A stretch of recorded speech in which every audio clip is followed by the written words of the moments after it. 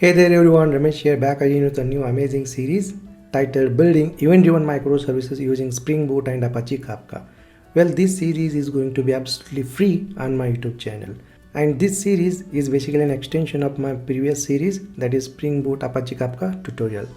Well, if you are beginner, if you are new to Apache Kafka, then I am going to suggest you to watch this series first, that is Spring Boot Apache Kafka tutorial series. In this series, I have covered how to use Apache Kafka in a Spring Boot application from the scratch. Alright, so this event-driven microservices using Spring Boot Apache Kafka. So this is basically an advanced series. So before this series, I am going to suggest you to watch this series first. Okay, that is Spring Boot Apache Kafka tutorial series. In this series, you will learn everything about like Apache Kafka core concepts, technologies, and how to configure Apache Kafka in Spring Boot project. Okay, you will learn a lot of stuff about Apache Kafka in this series, and once you complete this series, you can go ahead and jump into building event-driven microservices using Spring Boot and Kafka series. Alright, perfect. Well, what you will learn in this series? You will learn how to build a couple of microservices and how to use Apache Kafka as a message broker for asynchronous communication between multiple microservices. You will learn how to build OrderService microservice, StockService microservice, and email service microservice, and then you will learn how to use Kafka broker as a message broker for asynchronous communication between these microservices. Well, most importantly, you will learn how to create a multiple consumers who will subscribe to the single topic. Well, in real time event-driven microservice architecture, you will see this kind of use case. You will basically create multiple consumers who will subscribe to the single topic. Okay, so basically OrderService will get the order and it will create the order event and it will publish that order event to the Kafka broker, and StockService and email service, so these are the consumers who will basically consume that event from the Kafka topic. And you will learn how to configure consumer group in multiple microservices to consume events from the single topic. Alright, the main objective of this course is to create a couple of microservices and use Kafka broker as a messaging system for asynchronous communication between these multiple microservices. Well, we'll begin with what is event-driven architecture, how it works, and what is its advantages. Next, we'll create 4 microservices and we'll see how to import those 4 microservices in IntelliJ IDEA. Next, we'll see how to configure Kafka in OrderService, StockService, and email service, and how to create a consumer and producer, and how we can use a Kafka broker for asynchronous communication between producer and consumers. Alright, let's begin with what is event-driven architecture. Alright, I will catch you in the next lecture.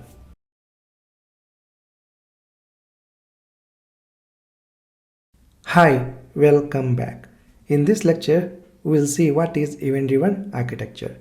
Well, event-driven architecture is a software design pattern in which decoupled applications can asynchronously publish and subscribe to events via event broker or message broker. Well, in an event-driven architecture, the decoupled applications will basically use a message broker or event broker for asynchronous communication between publisher and subscriber. Alright, in an event-driven architecture, applications communicate with each other by sending or receiving events or message. Well, in event-driven architecture, the event means an action. Okay, so whenever something happens inside or outside your organization, an event has occurred. So events basically means actions that can be anything. For example, if you consider this event-driven microservice architecture over here, this architecture has 3 applications or 3 microservices: OrderService, StockService, and email service. And whenever a customer places the order, then that time the event will be created. For example, create event, and that event will be published to message broker, and then StockService and email service, these 2 services will basically consume that message from the message broker. And in this event-driven microservice architecture, all the applications are loosely coupled. Okay, so they are independent to each other. Alright, so event-driven architecture means it is a software design pattern in which all the decoupled applications will use message broker for asynchronous communication. Okay, so this is how the event-driven architecture looks like. Well, event-driven architecture is often referred as a asynchronous communication. For example, if you consider this event-driven microservice architecture over here, this architecture has multiple microservices, right? Order service, stock, and email service. Well, order service, whenever it will create the order event and it will push that order event in a message broker, then order service don't have to wait for the response. It can proceed to to executing its other remaining tasks. Okay, so this is how the asynchronous communication. Whenever a order service, it will create the event and publish that event to the message broker, then it don't have to wait for the response. Okay, so this is the asynchronous communication. Well, event-driven applications can be created in any programming language because event-driven is a programming approach, not a language. Well, you can develop event-driven architecture in any programming language. Well, an event-driven architecture is loosely coupled. For example, consider our architecture here, event-driven microservice architecture. In this architecture, we have three microservices: order service, stock service, and email service. And all these three microservices are independent each other. It means all these three microservices are loosely coupled. Okay, so order service, you don't have to know about stock service or email service. Order service just have to send an message or event to the message broker. That's it. You don't have to know about the consumers. Alright, similarly, stock service and email service, so these are the consumers and they don't have to know about the producer. They only responsible to consume or read the message from the message broker. They don't have to know about the producer, okay, who is producing the messages. Alright, so this is how the event-driven architecture looks like. So in an event-driven architecture, all the applications are loosely coupled. Alright, so this is all about event-driven architecture, and event-driven architecture is widely used in microservices. Alright, in next lecture we'll see how event-driven microservice architecture works and its advantages. Alright, I will see you in next lecture.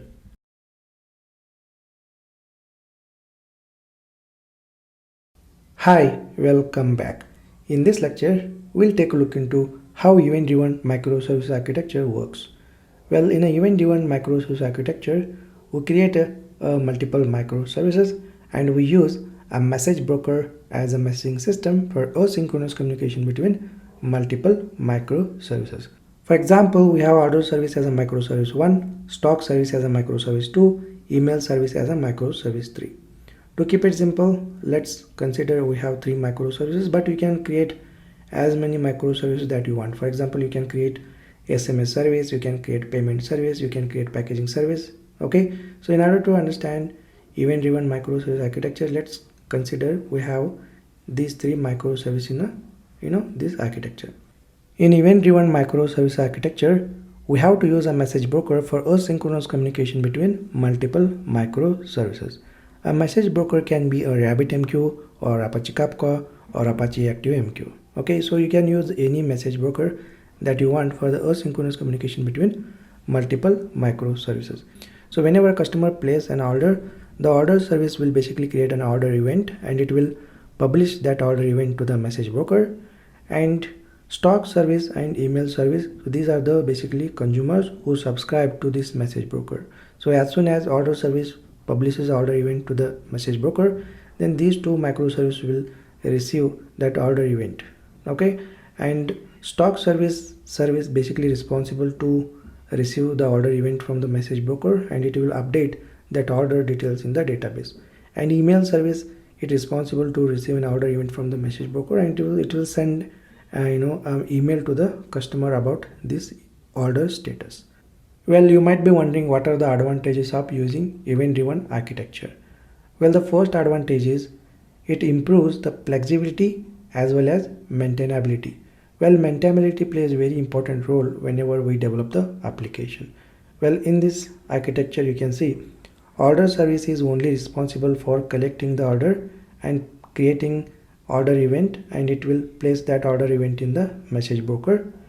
And similarly, stock service is only responsible for updating the stock in a database, and email service is only responsible to sending the email to the customer. So all these 3 microservices have their own purpose and they are independent to each other, right? So order service don't have to know about stock service and email service. Okay, so these are the basically independent. So there is a lot of separation of concerns between these 3 microservices. That's why in an event-driven microservice architecture, the publisher don't have to know about the consumers. Okay, and consumers don't have to know about the publisher. They just use middle component, that is message broker, for the communication. Okay, so this is the separation of concern, and It improves basically flexibility and maintainability. Let's say you have a requirement to create one more microservice in the architecture. Then what you need to do is you need to create one more microservice similar to StockService and email service, and then you need to start consuming the events from the message broker. You don't have to worry about the publisher, isn't it? So this is called basically scalability. In event-driven microservices architecture, it provides a flexibility to scale your microservice architecture. You can create as many as microservices that you want. Alright, so this is a very important feature of this architecture. Well, one more advantage of this event-driven architecture is that it improves the availability.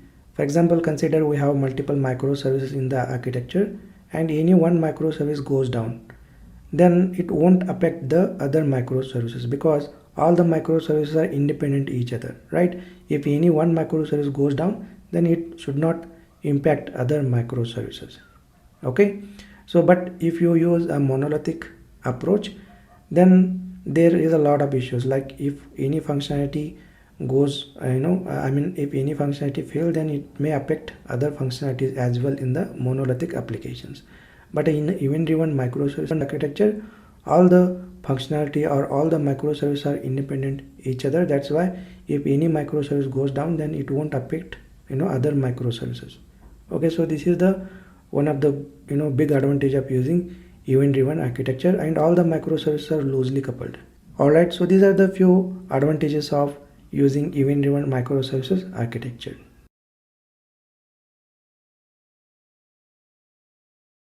Hi, welcome back. In this lecture, we'll see how to install and set up Kafka on Mac operating system as well as Windows operating system. Well, I'm going to cover how to set up Kafka on both Mac and Windows, so you can check out respective sections. Okay, so if you are using Mac, you can check out install and set up Kafka on Mac section. If you are using Windows, then you can check out install and set up Kafka on Windows. Alright, we'll begin with how to install and set up Kafka on Mac operating system, and then later we'll see how to install and set up Kafka on Windows operating system. Alright, let's get started. Hi, welcome back. In this lecture, we'll install and set up Apache Kafka locally. Well, it's pretty simple to install and set up Apache Kafka locally. Just follow the steps that I am going to implement in this lecture. Well, head over to the browser and in a new tab, just type Apache Kafka download and hit enter. So go ahead and click on this first link, that is download Apache Kafka. So this will navigate to the Apache Kafka downloads page. Well, here you can see get started tab, and within that here you can see quick start link. So go ahead and click on this quick start link over here. Well, in this course we are going to use Apache Kafka quick start page a lot. Okay, so just scroll down and here you can see the steps. So these are the steps are pretty useful to install and set up the Kafka locally. Well, let's take a look into the step 1. Step 1 is get Kafka. It means we need to download the latest Kafka release locally and then we need to extract it. So go ahead and click on this download link over here. Well, go ahead and click on this link to download Apache Kafka as a tar file locally. Well, I'm going to click on this link. Kafka is downloading in a file system, so it will take a couple of seconds as per the internet speed. Well, once Apache Kafka downloaded as a zip file or a tar file, then go ahead and open in a folder and just go ahead and extract this file. So I'm going to extract it. Now let's go and let's rename to this folder. So I'm going to rename as Kafka. So just remove the version from here. Let's keep Kafka. Alright, now let's see the second step. So let me go back here, and second step is like we need to start the Kafka environment.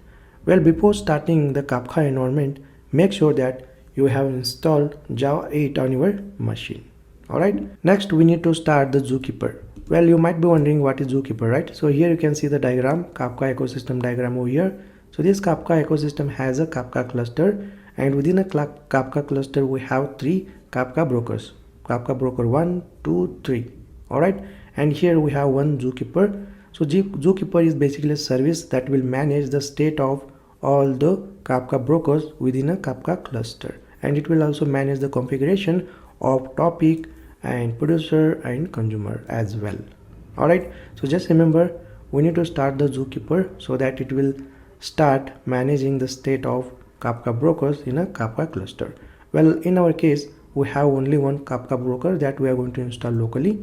So first we need to start the zookeeper so that it will manage the state of the Kafka broker. Well, in order to start the zookeeper service, we need to execute this sh file, that is zookeeper-server-start.sh.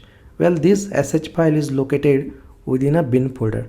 If you go to Kafka, just expand the Kafka, and here we have a bin. Within bin folder you can see all these sh files. So these sh files will support for Mac and Linux. If you are using Windows, then make sure that you will use these bat files. Okay, so I am using Mac, so I am going to execute the sh files. Alright, so just search for zookeeper-server-start.sh over here, and there we go. So here you can see zookeeper-server-start.sh. So this is the sh file we are going to run in order to start the zookeeper service. So just go back to browser and let me copy this command and let me execute in a terminal. So let me copy it and let me open the terminal over here, and let me zoom this terminal and let me paste here. So before executing this command, we need to move into Kafka folder, right? So just go ahead and type cd, and then we need to move to the downloads folder, right? Downloads, hit enter, and within downloads folder we have Kafka folder, right? So cd Kafka, and then we need to enter this command. So within Kafka folder we have bin folder. Within bin folder we have this sh file, and then config/zookeeper.properties. Well, this sh file will refer all the properties from this properties file. Hit enter, and there we go. You can see zookeeper service has started. Well, once zookeeper service has started, then we can go ahead and run the Kafka broker service. Well, just open a new terminal session and run this command. Well, let me copy this command.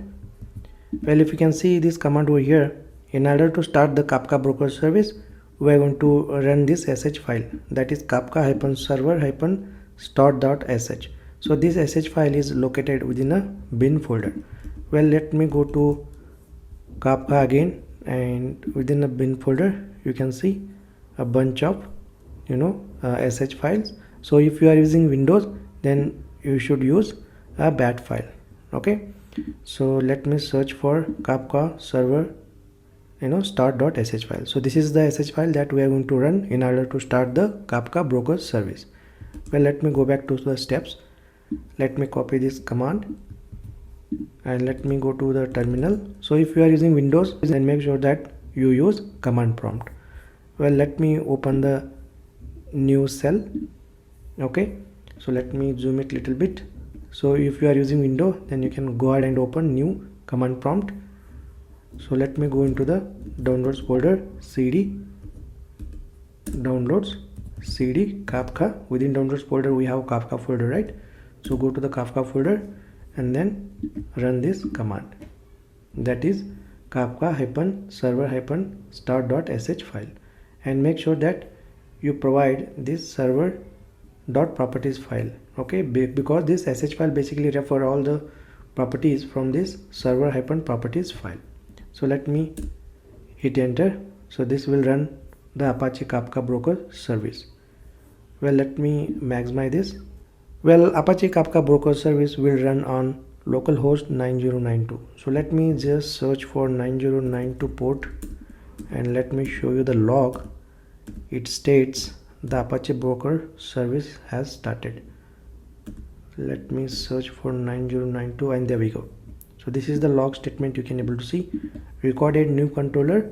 From now on we'll use a broker service localhost 9092, which means our Apache Kafka broker service is started on port 9092. Alright, and this localhost colon 9092 we are going to use in our Spring Boot application in order to interact with the Kafka. Okay, great. Now let me go back to the steps. Once all services has successfully launched, you will have a basic Kafka environment running and ready to use. Well, we have started Zookeeper service as well as Kafka broker service. Now we are good to use a Kafka broker service in our local machine. Well, let me recap what we have done in this lecture. We have downloaded the latest version of Kafka from the official website, and then we have installed in our local machine, and then we have started Zookeeper service as well as Kafka broker service. Now we are good to use a Kafka environment in our Spring Boot application. Hi, welcome back. In this lecture I am going to show you how to download and set up Apache Kafka in a Windows machine. Well, once we set up Apache Kafka in a Windows machine, we'll also have some hands-on using Apache Kafka. Well, let's head over to the browser. I am in a Chrome browser, and in a new tab just type Apache Kafka download and hit enter, and you can see the first link. So go ahead and click on this first link, that is download Apache Kafka. So this will navigate to the Apache Kafka official website downloads page, and here we have get started tab. Within that we have quick start link. So go ahead and click on this quick start link and just scroll down, and here you can see the steps. So basically we are going to follow these steps to install and set up Apache Kafka in a Windows machine. Well, first step is like download the latest Kafka release. Well, go ahead and click on this download link, and here you can see we suggest the following site for your download. Well, go ahead and click on this link. So this will download Kafka as a tar file in a file system. Okay. Well, once the download completes, then go ahead and open this file in a folder. Alright, and let's go and let's extract this tar file.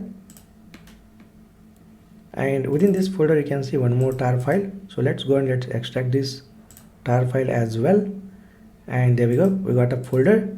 Now let's rename this folder and let's remove these versions, and let's keep the folder name as Kafka. Perfect. So let's copy this Kafka folder, and you can keep this Kafka folder anywhere in a file system that you want, but I am going to keep in a downloads folder. Alright, and let me delete the main folder, and let me also delete the tar file. Now we have a Kafka folder. Within a Kafka folder we have important folders like bin, config and libs. Well, let's dive into bin folder, and here you can see these are the sh files to support Mac and Linux, and these are the bat files to support Windows machine. Okay, so basically in this lecture we are going to install in a Windows, so we are going to use these bat files. Alright, so these are the basically files which we can use to start the Zookeeper service, Kafka service, and create the topic, start the producer, consumer. Alright, so basically we are going to use these files to do all these Kafka operations. Okay, and in this lecture we are dealing with the Windows, so we are going to use these bat files. Alright, let's go back to Kafka folder again, and here you can see config folder. Within config folder you can see all these properties files. Well, these properties files basically we use to provide a key value pair to these files. Okay, so these sh and bat files basically uses all the key value pair from these properties files. Okay, let's go back to Kafka folder again, and here you can see libs folder. Within libs folder you can see all these Java libraries.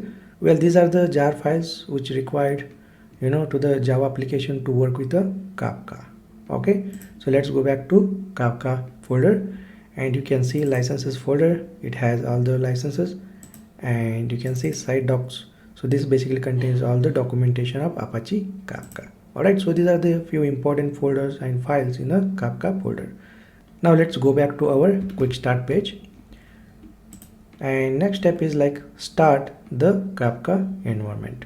Well, once we download and extract Kafka in a Windows machine, next we need to start the Kafka environment.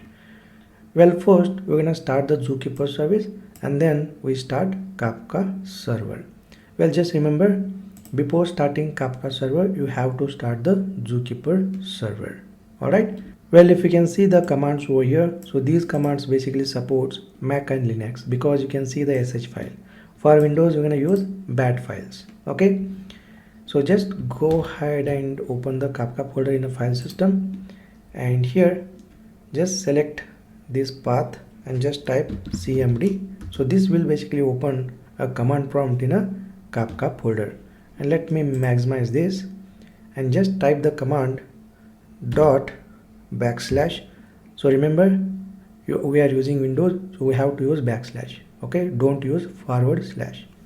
And then followed by bin, and then within a bin we have Windows folder, so just type Windows. So just type WI and just press tab, it will give the full name.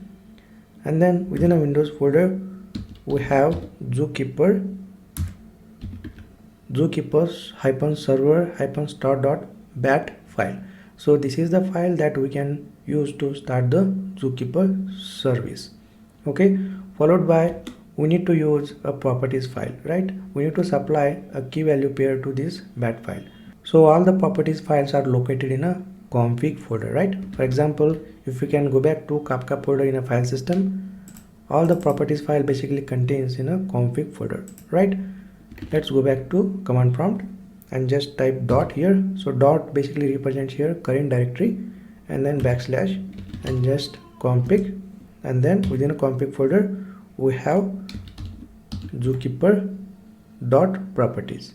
all right, so just remember this command, dot meaning the current directory. So within a Kafka folder we have bin folder, right? So here if you are using Windows, then make sure that you put dot here to represent the current directory, followed by backslash bin, followed by Windows, followed by backslash zookeeper-server-start.bat, and then we need to specify the properties file over here. all right, next hit enter. So this will basically start the Zookeeper service. Okay, so in order to verify whether the Zookeeper service is running or not, you can see the port here 2181. okay, it means that the Zookeeper service is running successfully. Next we need to start the Kafka server. Well, let's go back to Kafka folder in a file system, and here just select this path and type cmd. okay, this will open a command prompt in the Kafka folder.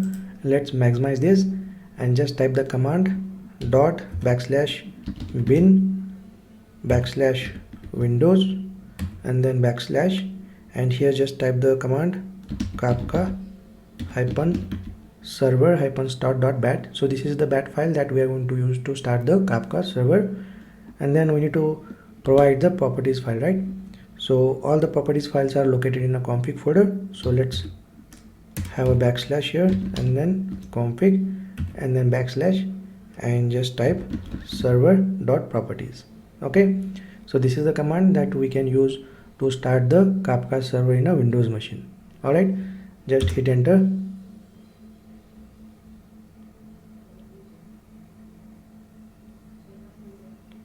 And there we go. Well, in order to verify whether the Kafka service is started or not, what you can do is you can just search the port 9092. Well, here you can see the port 9092. all right, if there are no errors and if you find the port 9092, it means that the Kafka server is started successfully. all right, now we have started Zookeeper service as well as Kafka server. Next, what we can do is we can create a topic to store events in a Kafka service. Well, let's go to the Kafka folder in a file system, and let's go to this path and type cmd, and this will open a command prompt in the Kafka folder. Let's maximize this.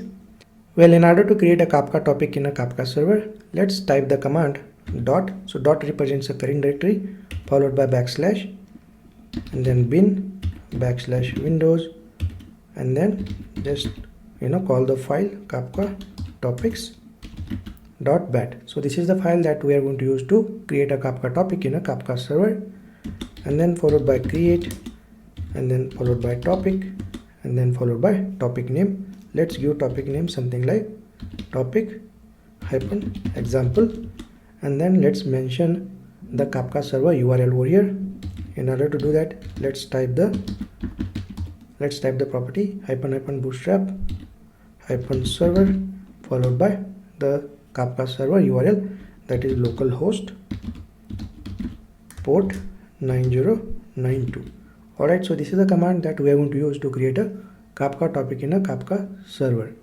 Well, basically I have listed all these commands in a notepad over here. Okay, so I'm going to attach these notes in a lecture, so that whenever required you can go ahead and use these commands. Alright, now let's go back to command prompt, and once you type this command to create a Kafka topic, hit enter. Well, look at here, create a topic example. Well, once we create a Kafka topic in a Kafka server, next we need to produce the events and we need to write that events in a Kafka topic, right? So in order to do that, we're gonna use Kafka console producer .bat file. So just type the command dot represents current directory followed by backslash and then bin backslash windows and then Kafka console producer.bat. So this is the file that we are going to use to create the producer to produce the events, okay, and write that events to the Kafka topic, followed by topic name, in which we are going to write the events topic, and the topic name is topic example, and then just mention the Kafka server URL here, bootstrap server and then localhost :9092 and hit enter. Well, here you can see we got a cell to write the event to the Kafka topic. Just create some event here. So I'm going to create some string, let's say hello world, hit enter. So let's insert one more event in a Kafka topic. For example, let's say Kafka topic event, hit enter. So if you want to insert, you can basically insert any number of events that you want. For example, let's say demo 1, demo 2.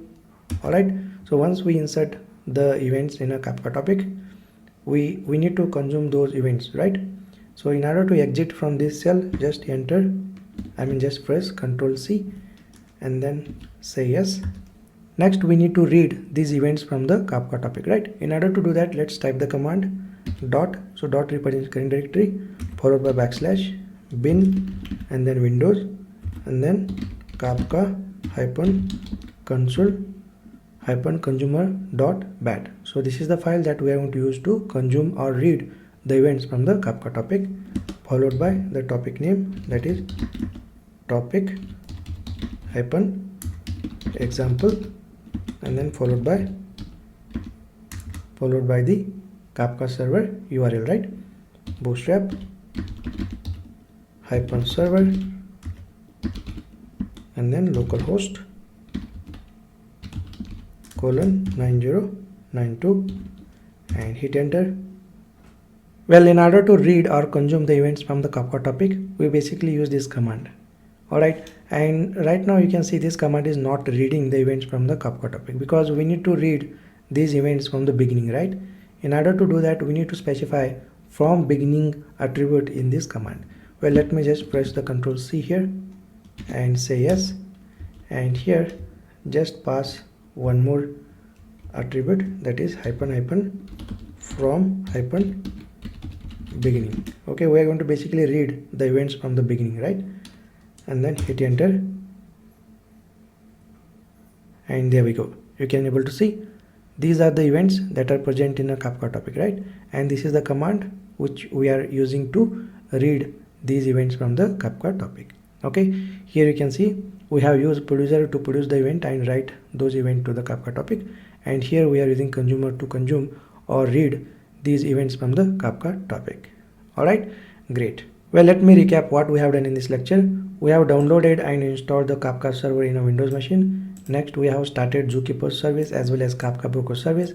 Next, we have created a topic to store events by using this command. Next, we have used the producer to produce the events and write those events to the Kafka topic. Next, we have used this command, that is consumer command, to read or consume those events from the Kafka topic. Alright, so these are the 5 important steps we have performed in this lecture. Alright, I am going to attach this Kafka notes file in this lecture so that whenever required you can go ahead and check out these commands and steps. Alright, great. I will see you in the next lecture.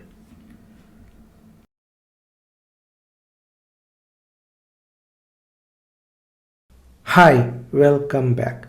In this lecture, we will create 4 microservices such as OrderService, StockService, email service, and base domains. Okay, so we are going to create all these microservices as an independent Spring Boot projects. Okay, and in order to create a Spring Boot project, we are going to use Spring Initializer. Alright, so let's go and let's use Spring Initializer to create Spring Boot projects, and then we'll import those projects in a IntelliJ IDEA. So we'll head over to the Chrome browser. In a new tab, just type start.spring.io. This will brings up Spring Initializer. Well, Spring Initializer is a website or a web tool that we can use to quickly create Spring based applications. Alright, so let's go and let's fill up the project information. So let's keep my main project as selected, language as Java, and go ahead and choose Spring Boot version 3. Okay, so you can choose Spring Boot 3 version as a snapshot or milestone. Here I am going to choose Spring Boot 3 milestone. Okay, next let's go and let's fill up project metadata. Well, let's give group as net.java guides, and then artifact OrderService, and next name, so name is same as artifact, and description, let's give demo project for Spring Boot OrderService. So this is going to be a microservice. Next package name net.javaguides.orderservice. Next packaging, let's keep jar as selected and Java language 17. Well, remember, whenever you choose Spring Boot version 3, then you have to choose Java version 17 or later. Okay, because Spring Boot version 3 supports Java 17 or later.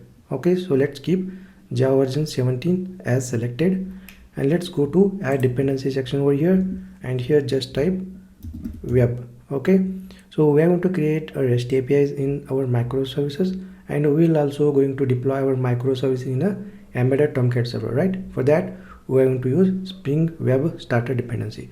Well, we use Spring Web Starter dependency to create the REST APIs as well as to deploy the Spring Boot application in an embedded Tomcat server. So let's choose Spring Web dependency.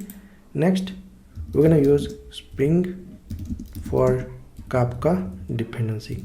Just type Spring for Kafka and go ahead and choose Spring for Apache Kafka dependency. Alright, so we are going to use these two dependencies in a OrderService. Next, go ahead and click on generate button to generate this project as a zip file. Okay, now we have created OrderService project. Next, we are going to create StockService. Well, let's keep all the information as it is.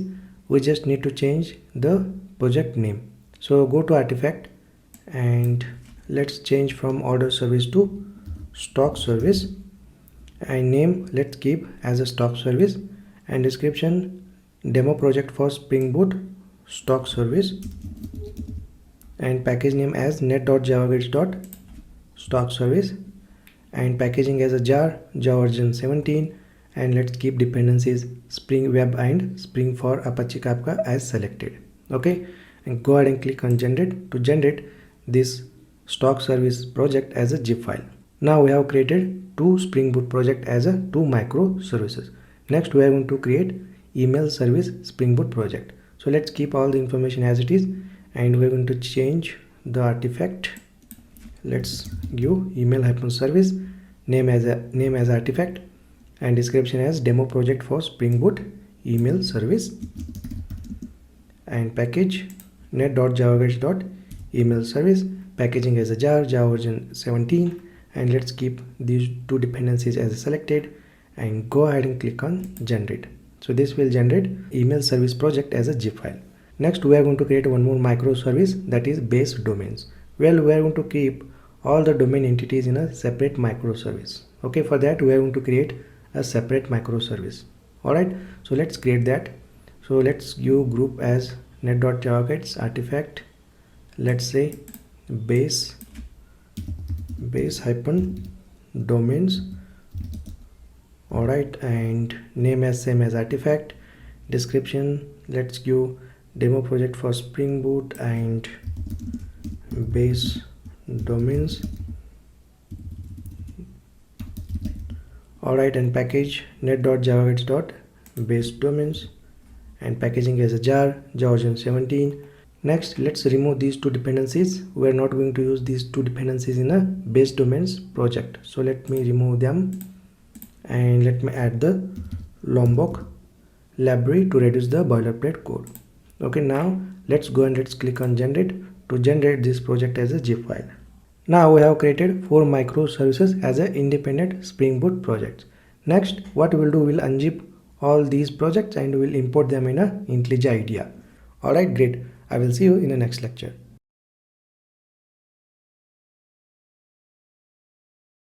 Hi, welcome back. In previous lecture, we have created 4 microservices as an independent Spring Boot projects. In this lecture, we are going to import all these 4 Spring Boot projects in the IntelliJ IDEA.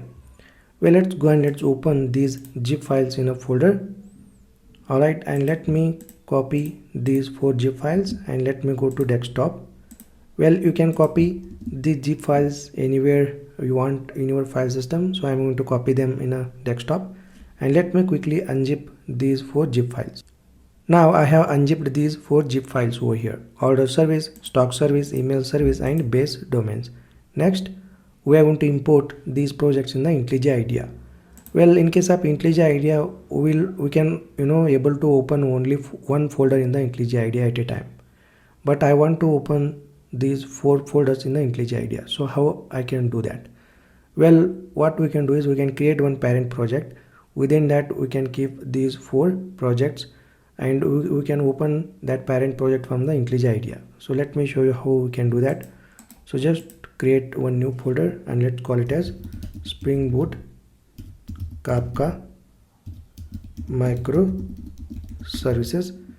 Alright, and let me copy these 4 projects and let me paste it in a parent project. Okay, now what we'll do, we'll import this parent project in the IntelliJ IDEA. Well, let's open the IntelliJ IDEA and click on open. Okay, and go to desktop, and here we have Spring Boot Kafka Microservices project, right? So go ahead and choose this folder and click on open.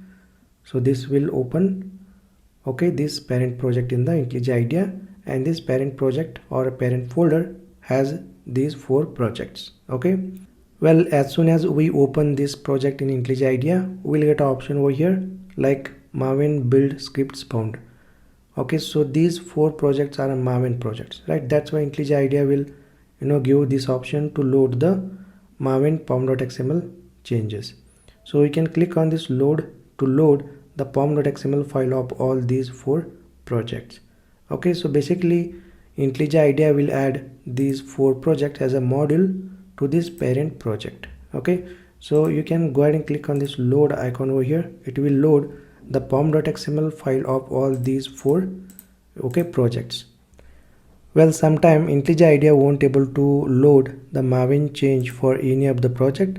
Then what you can do is you can add that project as a module to this main project or a main folder. In order to add a module to this parent folder or a parent project, what you can do is you can select this parent project and go to file, project structure, and go to module section over here.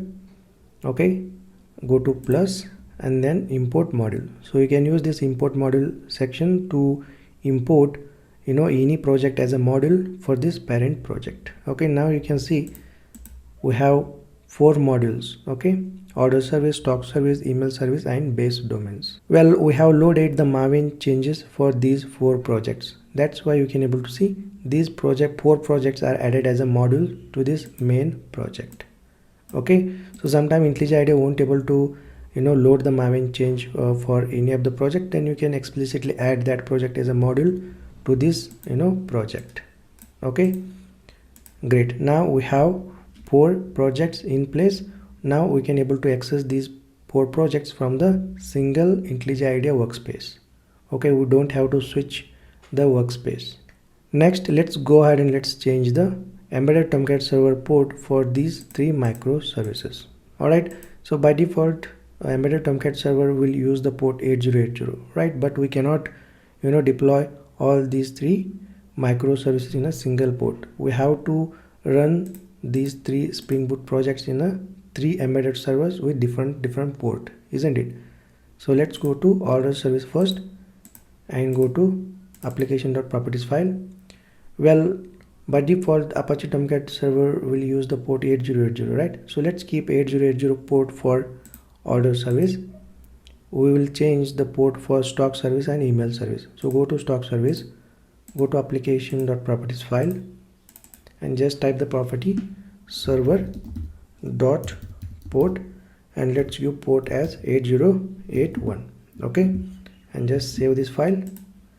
And next go to email service and go to application.properties file and just type the property server dot port equal to 8082. all right, just save this file. So let's go and let's run the Spring Boot project. So first run OrderService. So go to main entry point class, that is OrderService application. From here we can run the Spring Boot project. So just enable the Lombok here. Now you can able to see OrderService project is successfully running in an embedded Tomcat server which is running on port 8080. Next let's go ahead and let's run the StockService.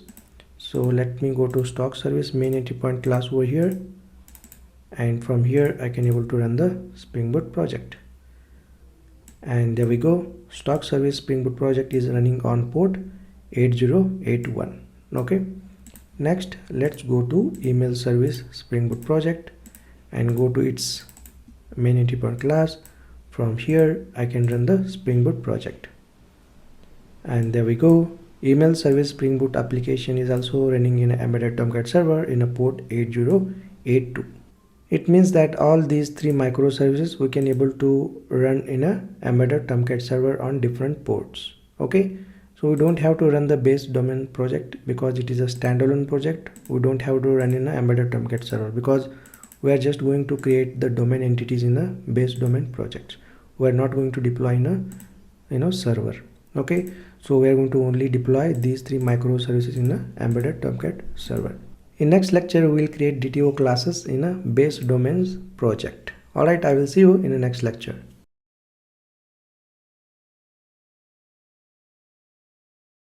Hi, welcome back. In this lecture we will create DTO classes to transfer the data between producer and consumer. We'll go to base domains. Within a base domains project we are going to create the DTO classes. So go to main package, right click and create a new package, and let's call it as DTO. And within a DTO package let's create a class and let's name it as order, and let's create the instance variables for this class. Let's say private string order ID, next private string order name, and then private int quantity. So this is the order quantity, and then private double price. So this is going to be a order price. All right, now we have created order class with order ID, name, quantity and price as the instance variables. Next let's use Lombok library annotations to reduce the boilerplate code. Well, let's use at data Lombok annotation. So this annotation will basically create a getter setter methods, toString method, hash code and equals method. Okay, so we are going to also create a constructor. For that let's use a Lombok annotation, that is all argument constructor as well as no argument constructor. Okay, now we have used Lombok annotation to reduce the boilerplate code. Similarly, let's create a one more DTO class. Let's call it as OrderEvent. So this is the class that we are going to use to transfer the data between producer and consumer using Apache Kafka. Okay, so let's go ahead and let's create the instance variables. Let's say private string message, private string status of the event or status of the order. Okay, and then private order. Next, let's use the Lombok connotations to reduce the boilerplate code. Let's use add data Lombok connotation to create the getter setter methods. Next, we need a constructor. For that, let's use add all arguments constructor. Next, let's use add no arguments constructor. Perfect. Now we have order event and order DTO classes in place.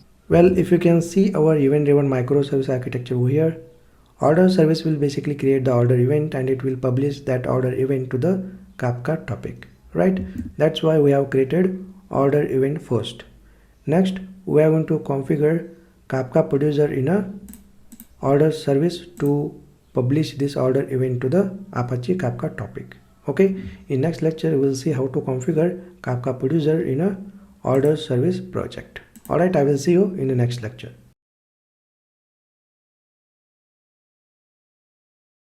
Hi, welcome back.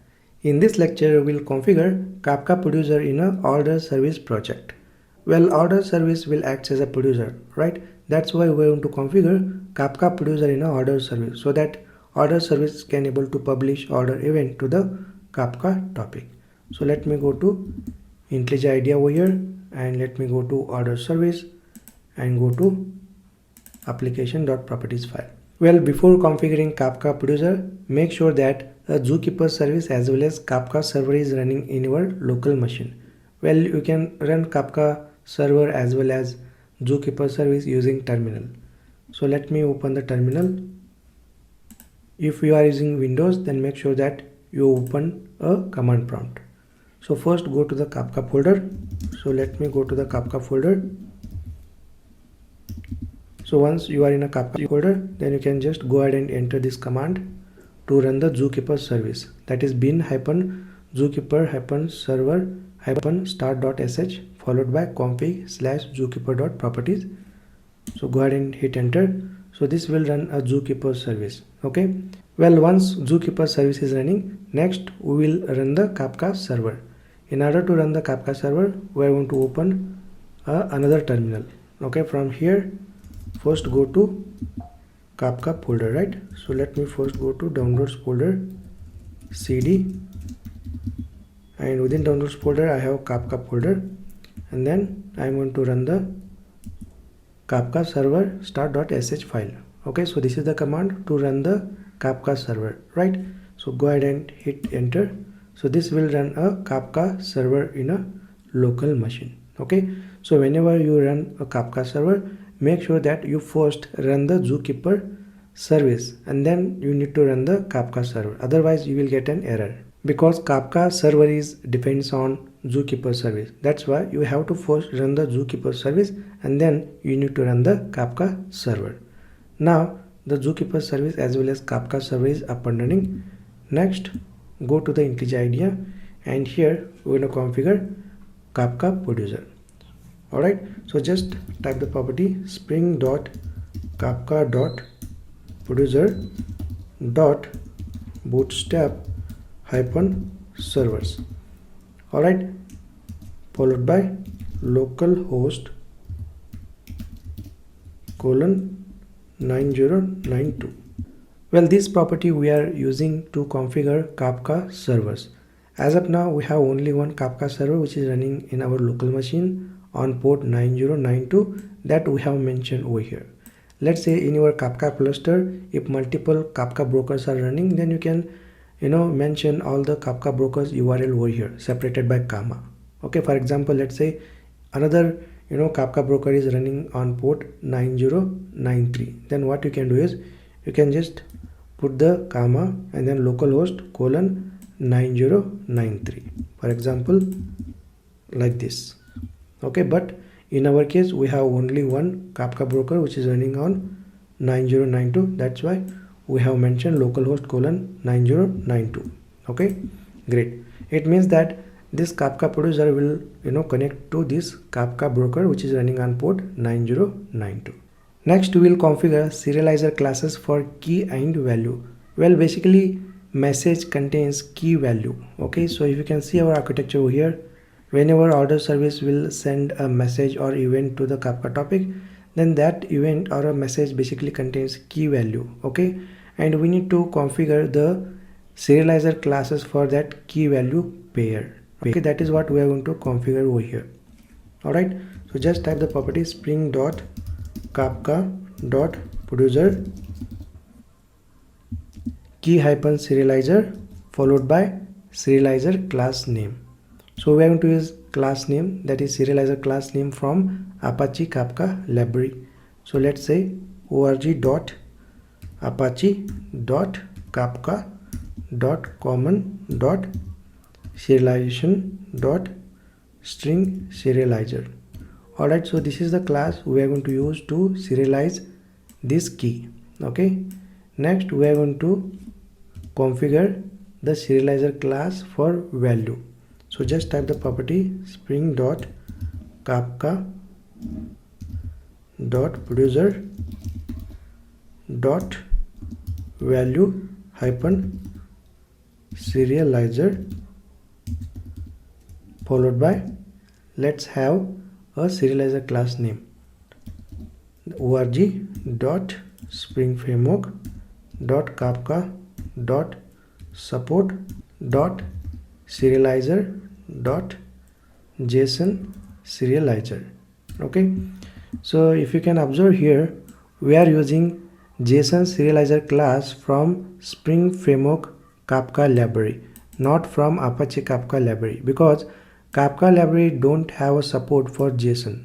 Okay, so if you can see our architecture, we are basically send order event as a JSON to the Kafka topic, right? And in order to convert the order event into JSON, we need a JSON serializer, right? So that is what we have configured over here. Okay, and remember, Kafka library, that is Apache Kafka library, don't have support for the JSON serialization and deserialization. That's why Spring Framework provides this JSON serializer class, which we can use to serialize the Java object into JSON. Okay, that is what we have configured over here. Okay, next we need to configure the Kafka topic name here. Just type the property spring.kafka.topic.name equal to order_topics. So this is going to be our Kafka topic name. Now we have configured Kafka producer in a order service application. So let's go and let's run the order service application just to make sure that the configuration we have done is working as expected.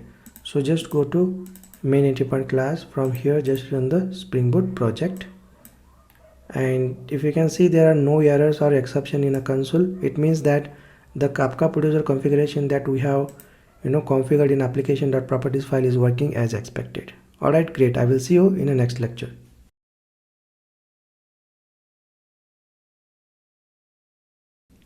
Hi, welcome back. In previous lecture, we have configured Kafka producer in a order service project.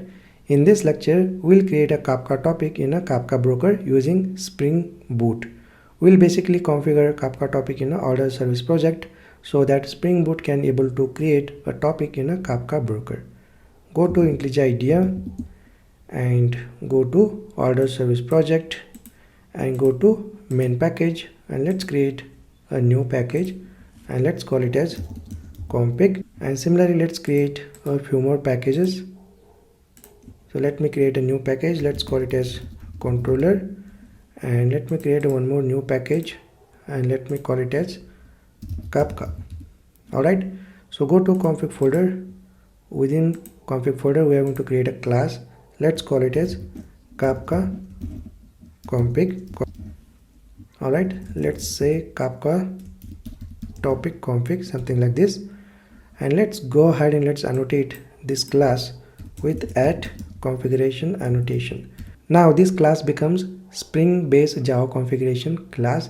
Within this class we can define Spring beans, right? So here first of all I am going to retrieve a topic name over here. Let's say private string topic name is the instance variable name, and I'm going to use @value annotation to retrieve a property value. So here is the syntax: within double quote dollar, within a curly braces, just pass the property key. So let me go to application.properties file of order-service project. Let me copy this key So we are going to basically fetch this topic name, right? So let me go back to Kafka topic config class and let me paste it over here. Now we got the topic name from application.properties file. Next we are going to configure the topic using Spring Bean. Okay, let me write the comment over here, Spring Bean for Kafka topic. Perfect. So let's create a method, public new topic, and make sure that you choose new topic from org.apache.kafka.clients.admin.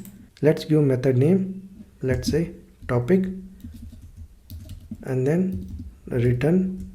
We're gonna use topic builder class to create the topic instance, and let's give topic name, that is this one. So we have made the topic name configurable, so let's pass topic name here and then call the build method. So this will create an instance of new topic. Well, if you want to create a partitions in this topic, then you can go ahead and just call the partitions API and just mention the partitions. For example, let's say you want to create 3 partitions in this topic, then you can just call this partitions API and then pass the value as a 3. Okay, so we basically rely on the default partition that is created by Kafka. So let's remove the partitions. So just configure the topic name and let's annotate this method with add bean annotation so that Spring will recognize this method as a Spring Bean. Okay, great. Now we have configured the Kafka topic. Well, Spring will automatically create this Kafka topic in a Kafka broker whenever we start the Spring Boot application. Alright, in next lecture we'll see how to create a Kafka producer to produce the event and send that event to the Kafka broker. Alright, I will see you in the next lecture.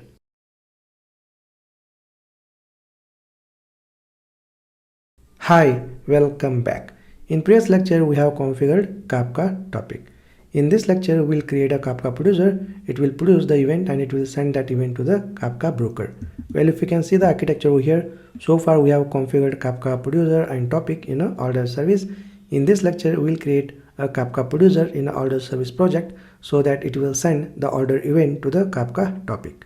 Alright, so let's head over to the IntelliJ IDEA and let's go to Kafka package and let's create a class within this package and let's give class name as order producer. Alright, and let's go and let's annotate this class with add service annotation. So make sure that you use add service annotation from Spring Framework.stereotype package. So this annotation will basically configure this class as a Spring Bean and it will register in a Spring IOC container. Now within this class, let's inject couple of dependencies. Private new topic. Well, we have configured a new topic class as a Spring Bean, right? So if you can go to Kafka topic config class over here, we have configured Spring Bean for this new topic class. Alright, now we can go ahead and we can auto-hire this class and we can use it. So that is what we are doing here. We are just injecting this new topic class. Let's say topic. Next we are going to use Kafka template to send an event or a message to the Kafka topic. So just go ahead and inject the Kafka template. So make sure that you choose Kafka template from org.springframework.kafka.core package, and if you can see here, Kafka template, it's a generic class and it takes 2 parameters, key and value. Okay, so basically in Kafka, message contains key value, right? So that's why this Kafka template needs a key value as a parameter. So just go ahead and choose this class and let's pass a key type as a string and value type as a order event. Well, if you can notice here, we have created order event class in a base-domains project, but we need this class in a order-service project, right? So first we need to add base-domains project as dependency to order-service project. So let's go to pom.xml of OrderService project and let's go to dependency section and let's quickly add base domains as a dependency. So let's say dependency and group id as net.javaguides and artifact id base-domains and this is the version. Okay, now we have added base domains project as a dependency to order service. Let me load the maven changes. Okay, now if you go to order producer class, now the order event will be available. Okay, now go ahead and choose order event class over here, and then just give name to the variable as Kafka template. Alright, now we have created two instance variable. Let's go and let's create a constructor. Right click, generate constructor, and select these two instance variables. Click on OK. Now we have created parameters constructor for this class. Well, basically we have used Spring provided constructor based dependency injection to inject new topic and Kafka template classes. Next we are going to create a method. Let's say public void, and let's give method name as send message, and let's pass order event as a method argument. Alright, well, we are going to basically log the order event. So for that, let's create a logger here, private static final, and then logger. Make sure that you choose logger from cell4j, and this should be a logger equal to logger factory, and then get logger, and then just pass the class name, that is order producer dot class. Now we have created a logger. Let's use this logger to log the event. So here I am going to use logger dot info, and then let's use string dot format method. So we're going to write some string, right? For that we're going to use string dot format method. So here let's say order event, and then %s. So this is going to be placeholder for the event, and just pass the event in a toString format. So once we log the event, next what we'll do, we'll send a message to the Kafka topic using Kafka template. So in order to send the message, we need to first create the message. So here I'm going to write the statement create a message. So here let's use the message from org.springframework.messaging package, and this is a generic interface. So let's pass order event as a type. Alright, perfect. Next we are going to use message builder class to create the message object. So make sure that you choose message builder class from org.springframework.messaging.support package. So this class has with payload method. So let's pass payload as a event, and we need to pass the topic name in a message.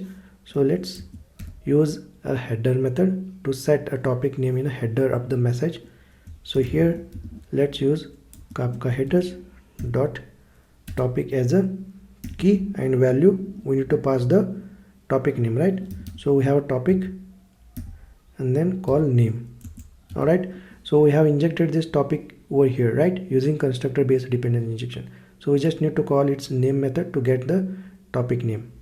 Alright, next just call build method to build the instance of this message. Alright, once message in place, next we can send this message to the Kafka topic using this Kafka template. So here I am going to call the Kafka template dot call the send method. So make sure that you choose the appropriate send method over, because we have multiple overloaded send methods, right? We need to use this second one. It takes message as a parameter, right? So let's pass a message. Alright, perfect. Now we have successfully created Kafka producer to send a message to the Kafka topic. Well, let me recap what we have done. We have created an order producer as a Spring Bean class, and we have injected new topic and Kafka template classes using constructor based dependency injection. Next we have created send message method, and within send message method we have created a message, and then we have used Kafka template to send this message to the Kafka topic. Okay, pretty simple. In next lecture we'll create a one simple REST API. It will take an order from the client, and then we use this order producer to send that order as a message or event to the Kafka topic. Alright, great. I will see you in the next lecture.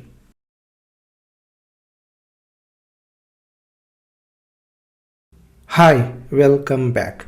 In previous lecture we have created order producer. It will send a message to the Kafka topic. In this lecture we'll create a simple REST API that will take an order from the client. Well, let's go to controller package, and within a controller package we are going to create a class. Let's give class name as order controller, and let's annotate order controller class with @rest controller annotation. @rest controller annotation. Alright, let's go and let's add one more annotation, that is @request mapping annotation, just to give a base URL for this controller. Let's say API/v1. Okay, within this class let's go and let's inject order producer dependency. Let's first create an instance variable of order producer, and then let's create a parameterized constructor. Right click, generate constructor, and hit OK. Now we have created a parameterized constructor for this order controller class. Okay, so this is basically a constructor based dependency injection. Okay, now we have just injected order producer as a constructor based dependency injection in a order controller. Next we are going to create a REST endpoint. Just type public, and then return type is string, and then let's give a method name something like place order, and let's pass order as a method argument. Perfect. And let's annotate this method with @post mapping annotation, and let's give a URL for this mapping, let's say orders. Next let's use @request body annotation to convert a JSON into order Java object. Alright, so @request body annotation basically internally uses message converters to convert a JSON object into Java object. Okay, next what we're going to do is we're gonna assign a order ID to this order object. So let's call set order ID, and we're gonna use UUID class to get a random ID. Perfect. Now we have assigned a unique order ID to the order. Next what we're going to do is we're going to create order event instance. Let's say order event equal to new order event. Next let's set the status for this order. Let's say initially the status is pending, and then let's give a message for this status. Let's say order status is in pending state, something like this. Alright, next order event dot set order, and then just pass order object. Okay, next call the order producer object, and then call its method, that is send message method, and then pass order event object. Okay, now we have created order event instance, and then we have passed this instance to send message method of order producer class. Next return some string in the response. Let's say order placed successfully, something like this. Perfect. Now we have created a simple REST endpoint, that is place order REST API. It will basically handle the HTTP post request, and then we have created order event object, and then we have passed that object to the send message method of order producer. Next let's run the Spring Boot application, and let's test this REST API, and let's also see how the order producer will send this order event to the Kafka topic. Well, go to OrderService application. From here also you can run the Spring Boot project, and there we go. You can able to see there is no errors or exception in the console, and our Spring Boot application is up and running in embedded Tomcat server, which is running on port 8080. Next let's go ahead and let's open the Postman REST client. Well, I'm going to create a new request, so just choose HTTP post method over here, and just type the URL http:/localhost 8080/API/v1/orders, and then this is the post request. So we need to send a JSON in the request body, so go to the body and then choose raw here, and then choose content type as a JSON, and let's put JSON in the request body, something like the name of the order, quantity, and price. Alright, so let's go and let's hit the send button. And there we go, we got the response with status code 200. Now let's go to IntelliJ IDEA and let's see the log statements. Well, go to the console. Well, in a console you can able to see the log statements, order event followed by the order event. And if you go to order producer class, we have provided a log statement, right? Order event followed by the event. So that is what printed over here. Okay, and if you can see the Kafka configuration for producer, so just scroll down and here you can able to see. So this is the JSON serializer the Kafka template uses to convert a event into a JSON. Okay, and next you can see a lot of Kafka configuration over here. So all this is a default configuration basically, and the key serializer class is string serializer and the value serializer class is JSON serializer. So this is the configuration we have done in the application.properties file, right? So let me show you that. Go to application.properties file and here you can see we have configured key serializer class as a string serializer class and value serializer class as a JSON serializer class. So this is what printed over here. It means that the order producer class that we have written in previous lecture is working as expected. Okay, so order producer class is successfully sending a message to the Kafka topic. Well, if you can see the architecture over here, so far we have created order producer in an order service. It is sending an event or a message to the Kafka topic. In next couple of lectures, we'll see how to create a consumer in a StockService and email service, and how these consumers will subscribe or consume the event or message from the Kafka topic. Alright, great. I will see you in the next lecture.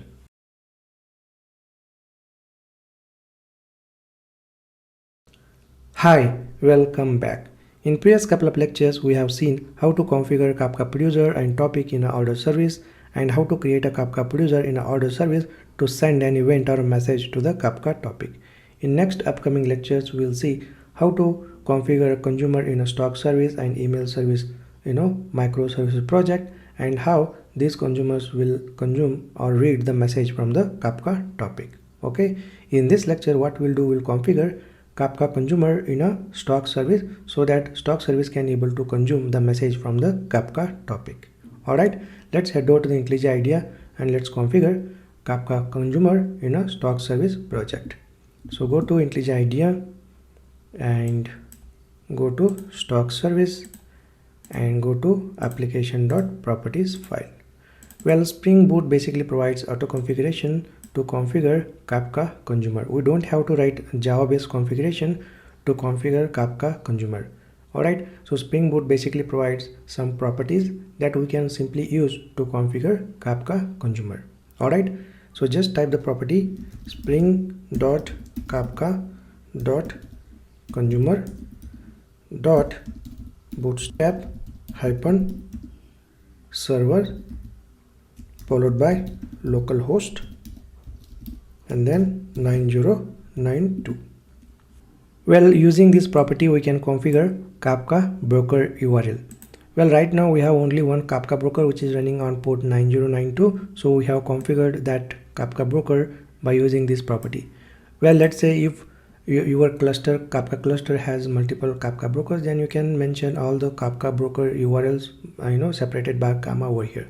For example, right now I have only one Kafka broker which is running on port 9092, but let's say if there are another Kafka broker which is running on port 9093, then what you can do is you can just mention it by separated by comma like this.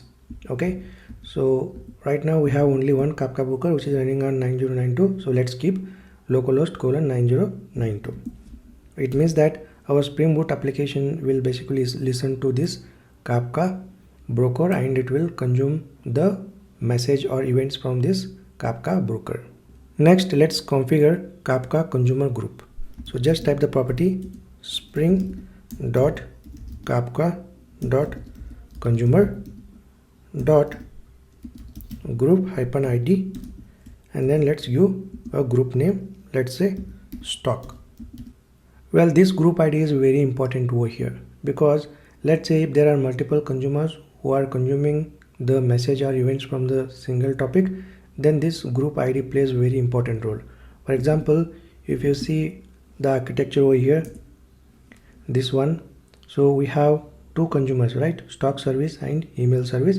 So these two consumers are consuming the message from the single topic, isn't it? Well, if there are multiple consumers who are consuming the message from the single topic, then we have to assign a different group for these consumers.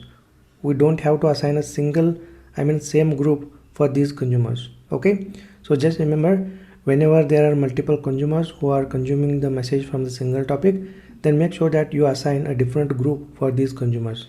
Okay, so now we will assign stock as a consumer group for this stock service, and then next we'll assign email as a consumer group for email service. Okay, let's go to IntelliJ idea and go to application.properties file, and here we have assigned group ID as a stock.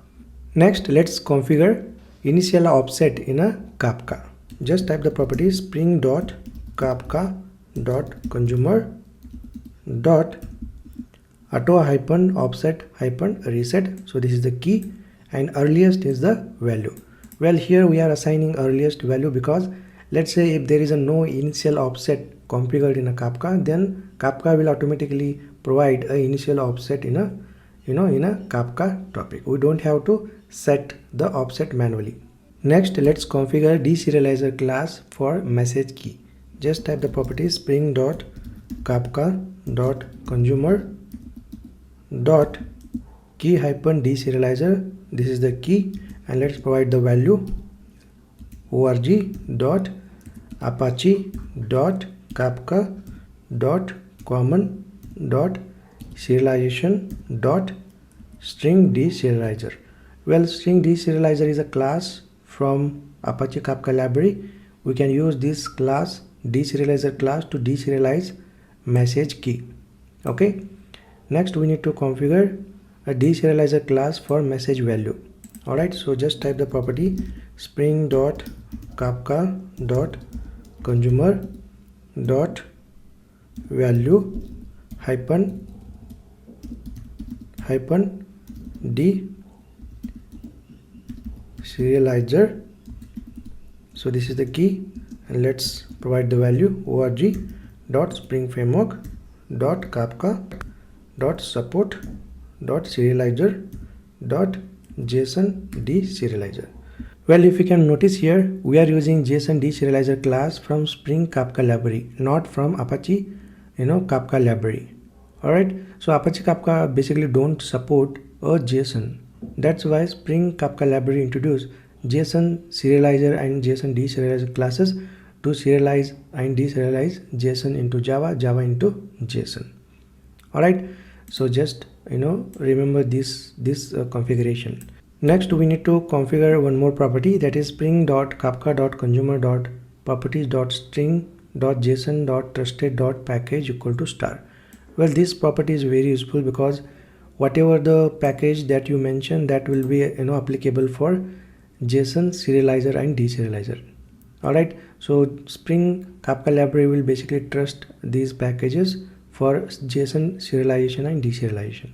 Alright, here I have mentioned star. It means this Spring Kafka library will trust all the packages.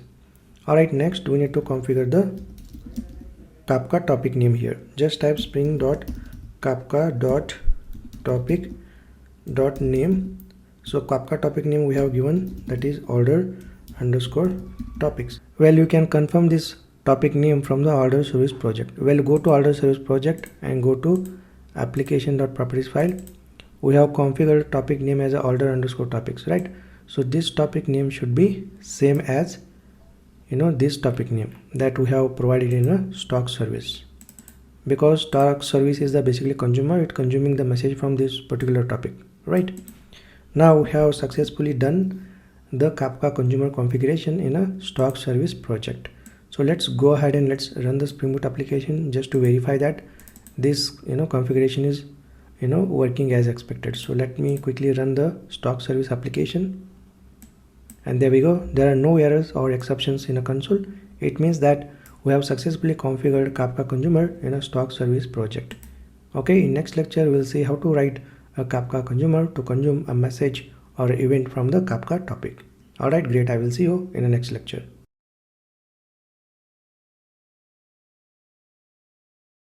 Hi, welcome back. In previous lecture, we have configured Kafka consumer in a StockService project. Alright, so now in this lecture, we will create a Kafka consumer in a StockService project so that StockService can able to consume or read the message from the Kafka topic. Alright, let's head over to the IntelliJ idea and let's go to StockService project and go to main package over here and let's create a new package and let's call it as Kafka. And within this Kafka package, let's create a class and let's give class name as order consumer.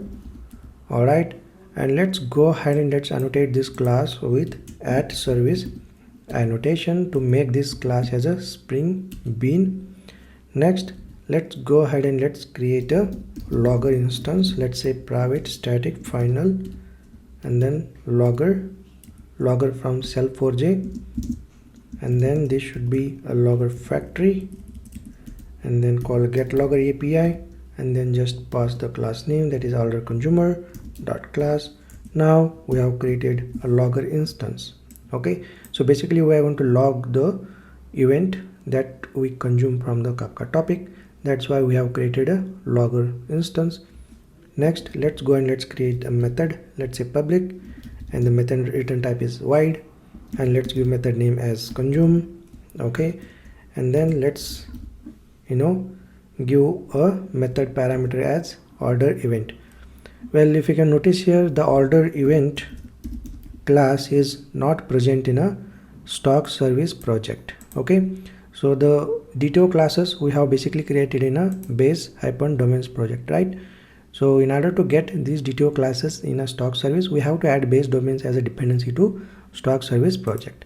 Well, let's go to pom.xml file of StockService project and go to dependency section over here. Within dependency section, let's go ahead and let's add base domains project as a dependency. So let me create a dependency here and let's give group ID as net.javaguides, and IntelliJ idea will automatically give the artifact ID and version. Okay, now we have added base domains project as a dependency to StockService project. Alright, so go ahead and click on this icon to load the Maven changes. Now if you can go back to order consumer, the order event will be available here. Okay, just import order event and let's call it as a event. Alright, and let's annotate this method with @Kafka listener annotation. @Kafka listener annotation, and make sure that you choose Kafka listener annotation from org.springframework.kafka.annotation package, and this listener has attribute called topic.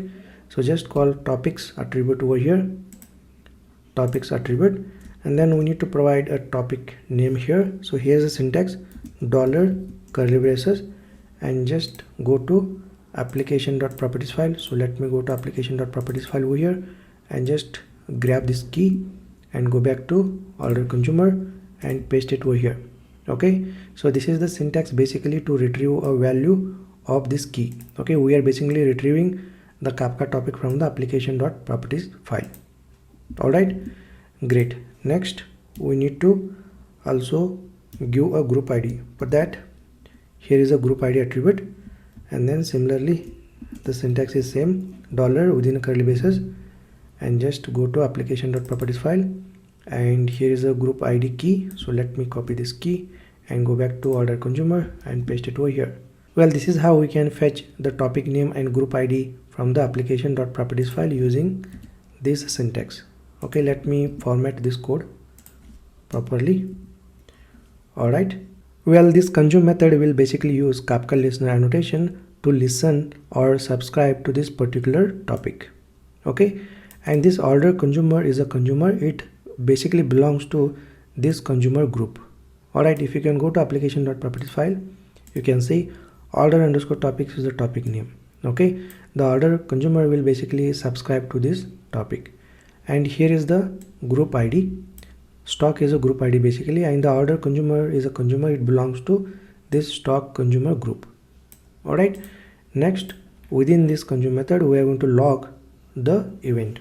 So let me just write the log statement, logger.info and string.format, and let's give some string here. Let's say order event received, something like that, event received in StockService, followed by %s, and just pass the event dynamically, event dot to string. Perfect. Now we have logged the event in a StockService. So here is a typo, so let me correct it. Perfect. So once the order consumer will get the event, next what you can do is you can save the event data, order event data, into the database. Well, I'm not going to cover how to save order data into a database. You can go ahead and configure any database in this project, and you can simply save this order data into the database. All right, so it's pretty simple. Let's say if you are using MySQL database, then you can simply configure MySQL in application.properties file and simply write entity and Spring Data JP repository, and then you can simply save the order data into a database. It's pretty simple. You can go ahead and take this as an exercise, and you can go ahead and write this functionality. All right, so I'm not going to cover how to save a data into a database. So the objective of this project is to how to use Kafka broker for asynchronous communication between multiple microservices. All right, so now we have written order consumer. It will consume the event or message from this Kafka topic. Okay, now let's go ahead and let's run the Spring Boot application just to verify that the order consumer will work as expected. So let me stop all the instances and let me go to main endpoint class of StockService project, and from here I can run the Spring Boot project. Well, if you can see in the console, there are no errors or exceptions. It means that the order consumer that we have written is working as expected, and there are a lot of very important information in a log. Let me show you that. So you can see here string deserializer class is a class we have configured for message key, and just scroll down and here you can see JSON deserializer class that we have configured to deserialize a message value, and just scroll down and you can see here this Kafka consumer that we have just written is subscribed to this particular topic. The topic name is order_topics.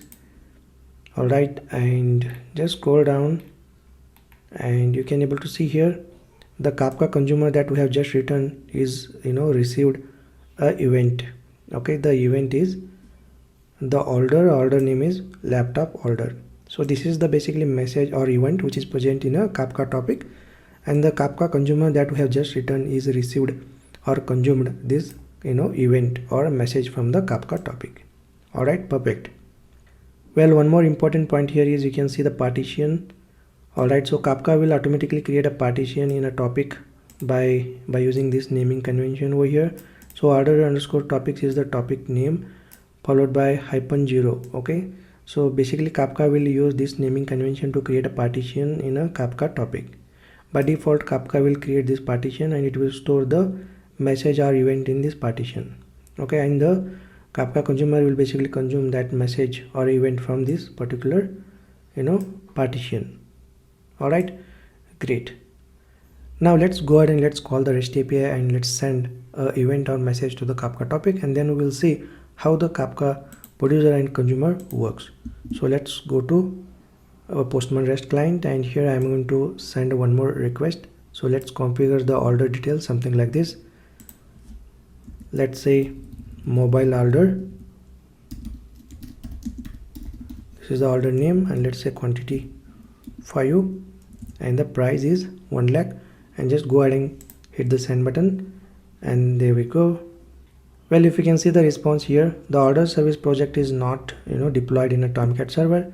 So let me start the OrderService project. So go to main endpoint class. All right, and let me run the OrderService application.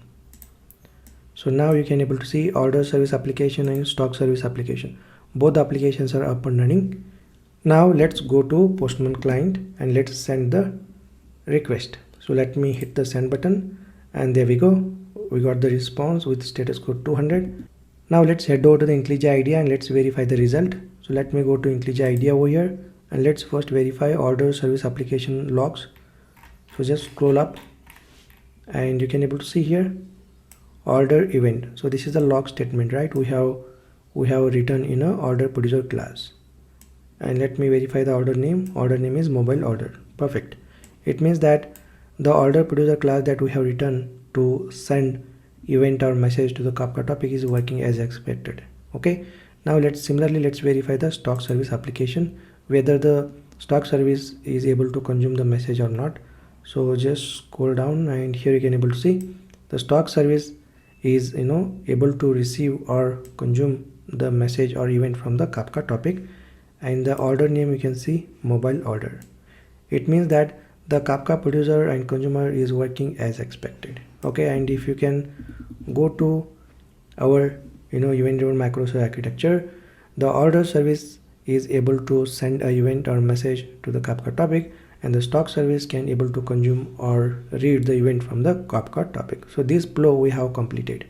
Next, what we need to do is we need to configure Kafka consumer in an email service so that email service can able to consume the message or event from the Kafka topic. Alright, great. In next lecture, we'll see how to configure and how to write a Kafka consumer in an email service so that email service can able to consume the message from the Kafka topic. Alright, great. I will see you in the next lecture.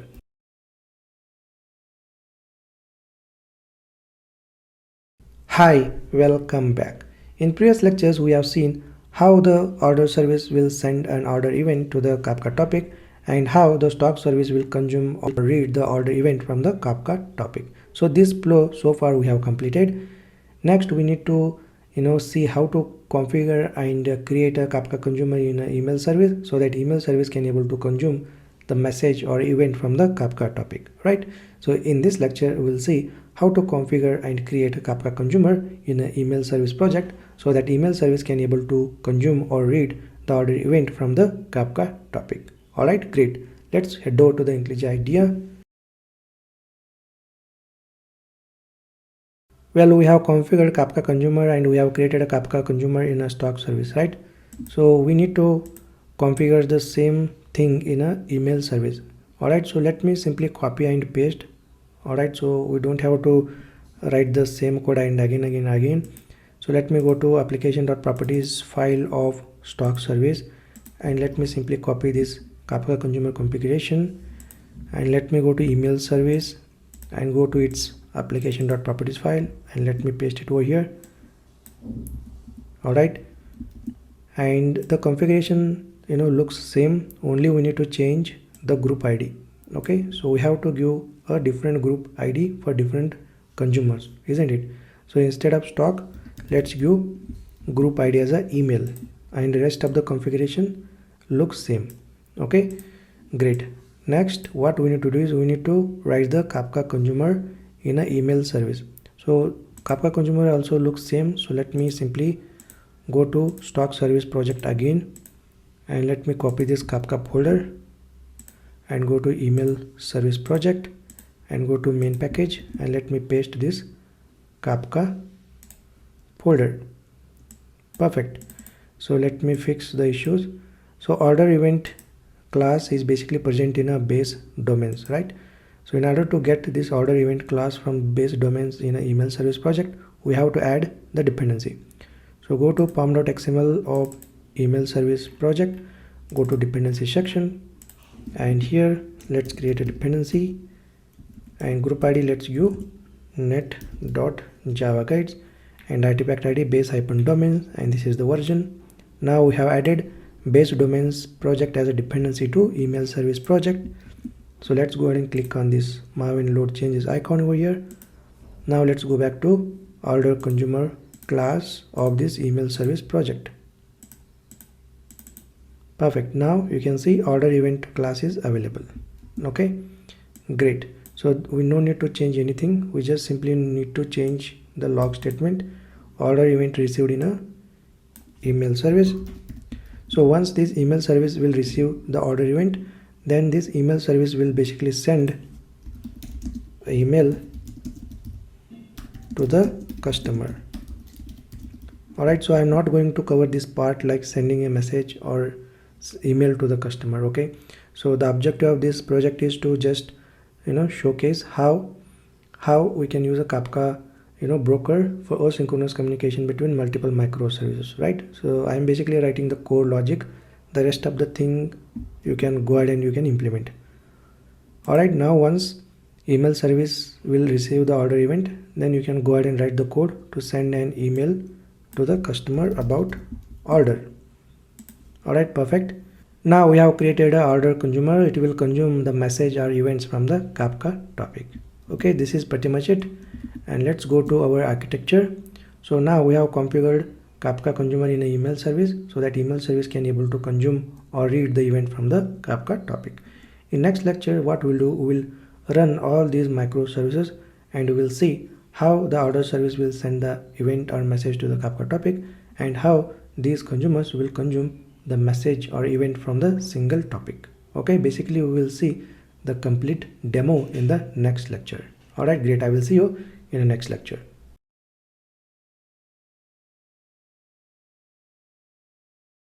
Hi, welcome back. In previous lectures, we have implemented event-driven microservice architecture with multiple consumers using Spring Boot and Kafka. In this lecture, we'll have end-to-end demo. We'll basically see how the order service will send an event or message to the Kafka topic, and how the multiple consumers like StockService and email service will consume the message or event from the Kafka topic. Alright, so let's head over to the IntelliJ idea and let me stop all the services.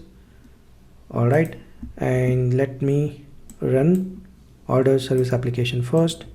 So let's go to its main entry point class and let me run the order service application. And there we go, order service application is successfully running in an embedded Tomcat server on port 8080. Now let's run the StockService. So let's go to main entry point class of StockService project.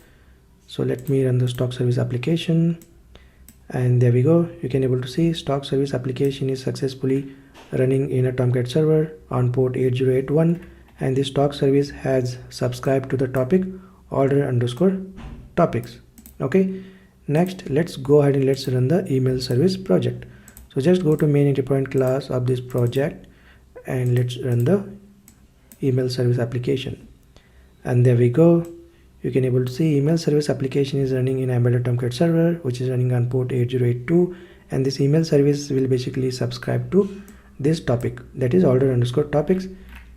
Okay, perfect. Now let's go ahead and let's call the REST API and let's see how the order service will send an event or message to the Kafka topic, and how the multiple consumers like StockService and email service will consume the message from the Kafka topic.